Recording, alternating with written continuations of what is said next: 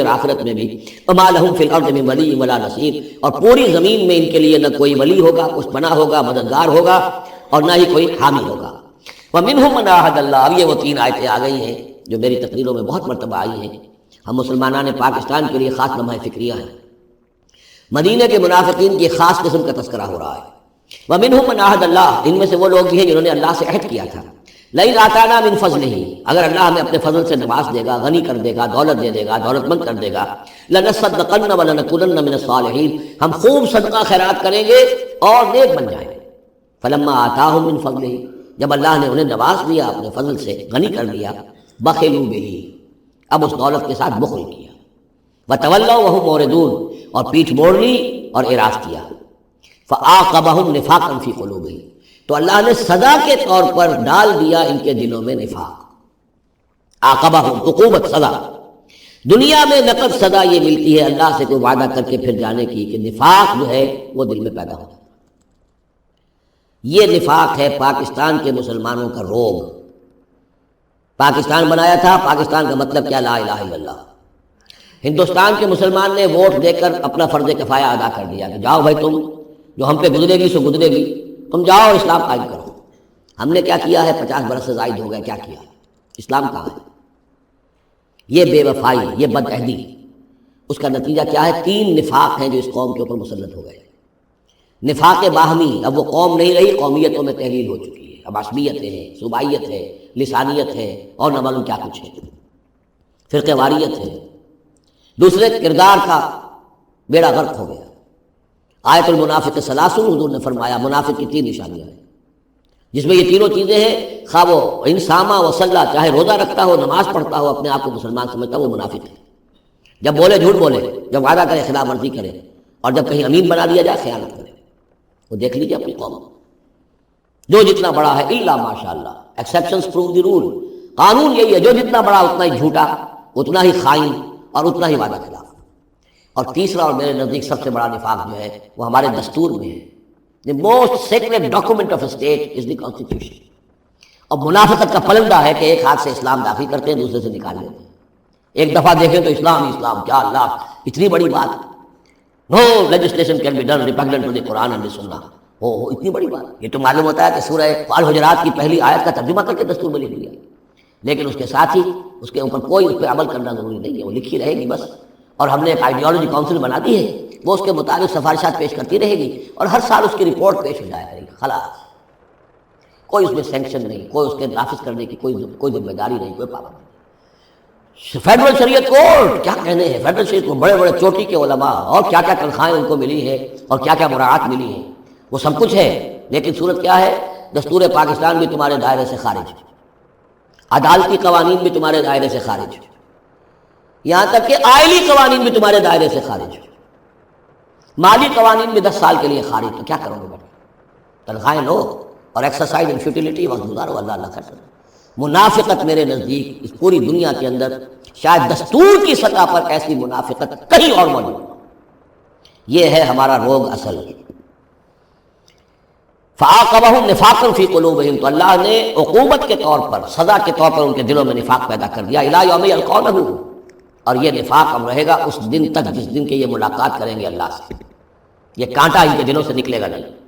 بما اخلف اللہ ما وعدوہ، بسبب اس وعدہ خلافی کے جو انہوں نے اللہ سے کیا. وبما کانوا یکذبون، اور بسبب اس جھوٹ کے جو انہوں نے بولا. الم یعلموا ان اللہ یعلم سرهم ونجواهم، کیا انہیں یہ معلوم نہیں ہے کہ اللہ تعالیٰ ان کی چھپی اور کھلی چیزوں کو، چھپی چیزیں اور جو نجوا کرتے ہیں یہ لوگ بیٹھ کر آپس میں سازشیں کرتے ہیں، اللہ ان سے واقف ہے. وان اللہ علام الغیوب، اللہ تعالیٰ تو تمام غیب کا جاننے والا ہے. الذین یلمزون المتطوعین من المؤمنین، یہ لوگ کہ جو اہل ایمان میں سے جو بھی نیکی کی کوشش کرتے ہیں اپنی طرح دل سے، اپنی امکانی حد تک ان کے اوپر طعن کرتے ہیں، استہزاء کرتے ہیں. جب حضور نے فرمایا تھا کہ اب یہ بڑی مہم ہے، اب جو بھی کچھ لا سکتے ہو پیش کرو، گویا کہ جدید اسلام میں ہم کہیں گے چندے کی اپیل کی، ڈونیشنز چاہیے. تو ایک ابو عقیل انصاری تھے، انہوں نے یہ کیا کہ کچھ نہیں تھا ان کے پاس، ساری رات مزدوری کی ایک باغ میں جا کر، اور وہ کھینچ کر کنویں سے پانی باغ کو سیراب کیا. صبح کو انہیں کچھ کھجوریں ملی، رات بھر کی مزدوری آدھی لے جا کر اپنے گھر میں دے دی اپنی بیوی بچوں کو، اور آدھی لا کر حضور کی خدمت میں پیش کر دی. حضور نے فرمایا کہ یہ جو کھجوریں ہیں یہ پورے ڈھیر کے اوپر پھیلا دو، یہ سب پر بھاری ہے۔ لیکن وہاں جو منافق تھے انہوں نے اب فکریں چست کرنے شروع کی، ہاں ان کھجوروں کو بغیر تو یہ مہم چل ہی نہیں سکتی تھی، کیا کہہ دیں صاحب، یہ تو بہت بڑا صدقہ انہوں نے کیا ہے، بہت بڑا معاملہ ہے۔ یہ اب تانے دے رہے ہیں، ان کا دل دکھا رہے ہیں۔ الذين يلمزون المتطوعين من المؤمنين في الصدقات والذين لا يجدون الا جهدهم، وہ بیچارے کہ جن کے پاس اپنی محنت مشقت کے سوا کچھ ہے ہی نہیں، فیسخرون منهم، ان سے مذاق کرتے ہیں، ٹھٹے کرتے ہیں، سخر اللہ منهم، اللہ تعالیٰ ان کا مذاق اڑائے، ولہم عذاب علیم، اور ان کے لیے دردناک عذاب ہے۔ استغفر لهم، اب یہ سخت ترین آیت ہے قرآن مجید میں منافقین کے لیے، یا وہ تھی جو سورہ نساء میں تھی، ان المنافقین فی الدرک الاسفل من النار، منافق آگ کے سب سے نچلے طبقے میں ہوں گے۔ کیا یہ ہے استغفر لہم، اے نبی اب آپ ان کے لیے استغفار کریں، او لا تستغفر لہم، یا ان کے لیے استغفار نہ کریں، ان تستغفر لہم 70 مرۃ، اگر آپ 70 مرتبہ بھی ان کے لیے استغفار کریں گے، فلن یغفر اللہ لہم، تب بھی اللہ تعالیٰ انہیں معاف نہیں فرمائے گا۔ ذالک بانہم کفروا باللہ ورسولہ، یہ اس لیے کہ یہ اللہ اور اس کے رسول کے ساتھ کفر کر چکے ہیں۔ واللہ لا یہدی القوم الفاسقین، اور اللہ ایسے فاسقوں کو ہدایت نہیں دیتا۔ فرح المخلفون بمقعدہم خلاف رسول اللہ وکرہوا یجاہدوا باموالہم وانفسہم فی سبیل اللہ، بہت خوش ہو گئے پیچھے رہ جانے والے جنہوں نے اجازتیں لے لی تھی حضور سے، ایگزمپشن لے لی تھی اپنے بیٹھ رہنے پر اللہ کے رسول کے پیچھے، اور انہوں نے برا سمجھا، ناپسند کیا کہ وہ جہاد کرتے اپنی جان اور مال کے ساتھ اللہ کی راہ میں۔ وقالوا لا تنفروا فی الحر، اور وہ دوسروں سے بھی کہہ رہے تھے ہم تو لے آئے چھٹی رخصت لے آئے ہیں، تم بھی ذرا عقل کے نافل لوگ، کہاں جا رہے ہو اس گرمی میں، اس شدید موسم کے اندر جا رہے ہو، پاگل ہو گئے؟ لا تنفروا فی الحر، اس گرمی میں مت نکلو۔ قل نار جہنم اشد حرا، نبی ان سے کہہ دیجئے جہنم کی آگ اس سے کہیں زیادہ گرم ہے۔ لو کانوا یفقہون، کاش کہ ان کو تفقہ حاصل ہوتا، فہم حاصل ہوتا۔ فلیضحکوا قلیلا ولیبکوا کثیرا، تو انہیں چاہیے کہ ہنسیں کم روئیں زیادہ، جزاء بما کانوا یکسبون، بدلہ اس کا کہ جو کمائی انہوں نے کی ہے۔ فإن رجعک اللہ الی طائفۃ منہم، تو اے نبی اگر اللہ تعالیٰ آپ کو لوٹا کر لے جائے، یہ 4 رکوع تو ختم ہو چکے تھے، 9ویں رکوع پر ان کے بارے میں تو تیقن کے ساتھ معلوم تھا کہ وہ غزوہ تبوک پر روانگی سے قبل آئے ہیں، یہ درمیان کا ہے کہ کچھ جاتے کچھ آتے، کچھ غزوہ تبوک کے وقت عین تبوک میں بھی وہی نازل ہوئی ہے، تو یہ وہ آیات ہے۔ فإن رجعک اللہ، ظاہر بات ہے یہاں معلوم ہو رہا ہے کہ یہ کہیں تبوک میں یہ آیت نازل ہوئی ہے۔ اگر اللہ آپ کو لوٹا کر لے جائے ان کے کسی گروہ کے پاس، فاستأذنوک للخروج، اور پھر وہ آپ کے ساتھ نکلنے کی اجازت مانگے کسی اور دشمن کے خلاف، فقل لن تخرجوا معی ابدا، کہہ دیجیے گا اب تم میرے ساتھ کبھی نہیں نکلو گے، وہ آخری امتحان تمہارا ہو چکا، تم ناکام ہو چکے۔ ولن تقاتلوا معی عدوا، اور اب میرے ساتھ کسی دشمن کے ساتھ، میرے ساتھ ہو کر کسی دشمن کے ساتھ جنگ کرنے کا تمہیں موقع نہیں ملے گا۔ انکم رضیتم بالقعود اول مرۃ، تم پہلی مرتبہ راضی ہو گئے تھے بیٹھے رہنے پر، نفیر عام ایک ہی مرتبہ ہم نے کی اور تم پیچھے رہنے پر، بیٹھ رہنے پر راضی ہو گئے۔ فقعدوا مع الخالفین، اب ہمیشہ کے لیے پیچھے رہنے والوں کے ساتھ بیٹھ رہو۔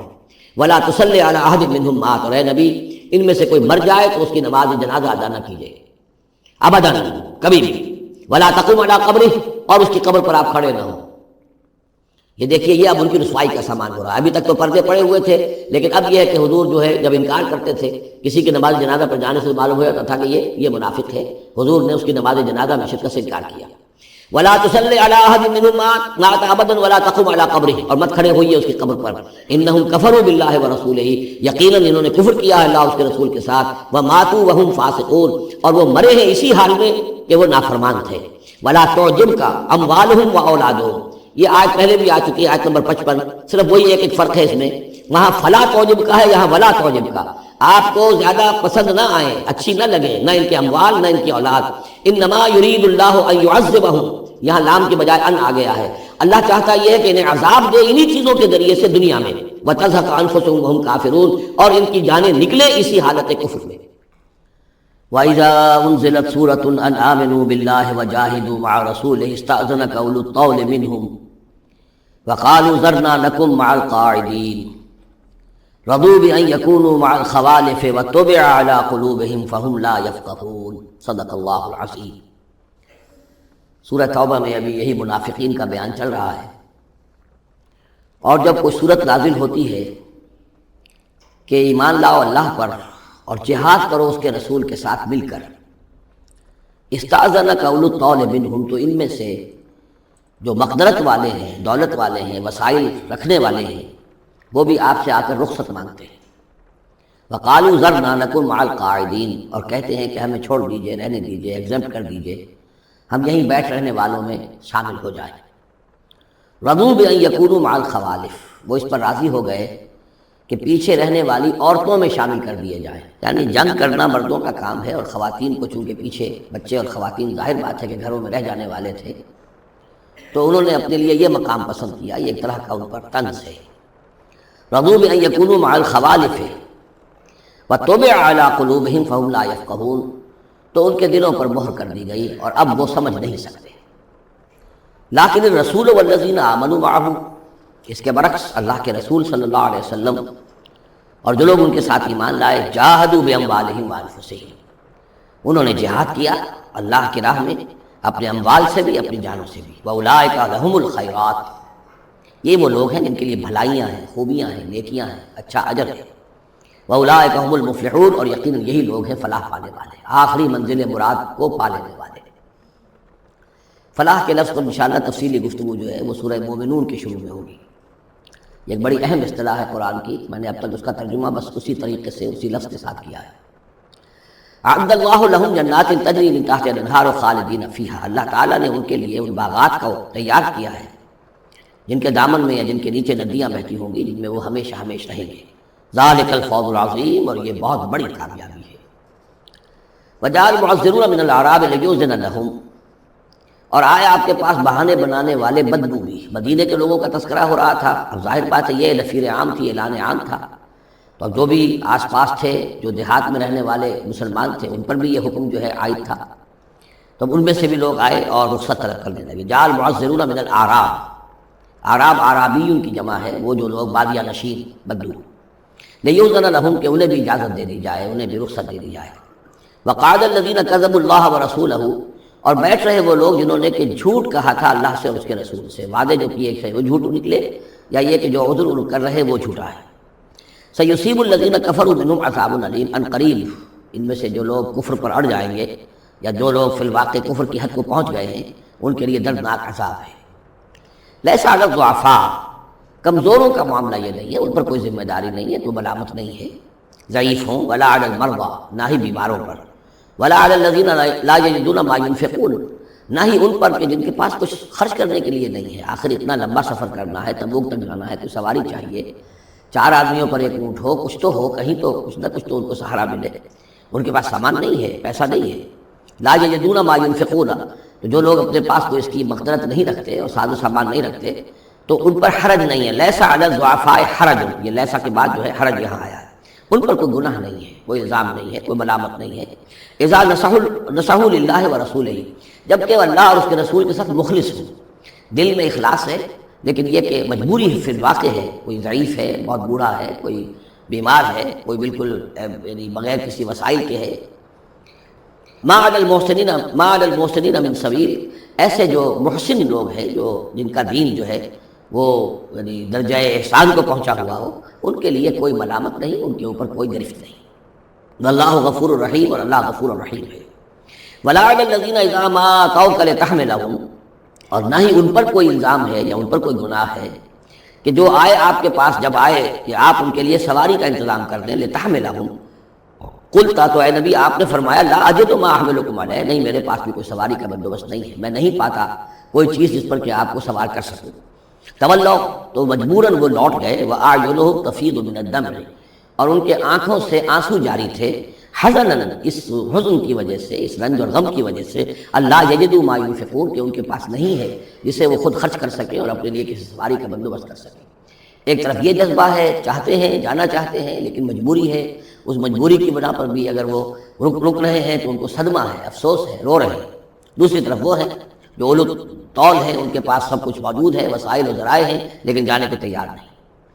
انما السبیل علی الذین یستاذنونک وهم اغنیاء، ملامت اور الزام تو ان لوگوں پر ہے کہ جو آپ سے رخصت مانگتے ہیں جبکہ وہ غنی ہیں، مالدار ہیں۔ رضوا بأن یکونوا مع الخوالف، وہ راضی ہو گئے اس پر کہ وہ پیچھے رہنے والی خواتین ہی کے ساتھ ہو جائیں۔ وطبع اللہ علی قلوبہم، اللہ نے ان کے دلوں پر مہر کر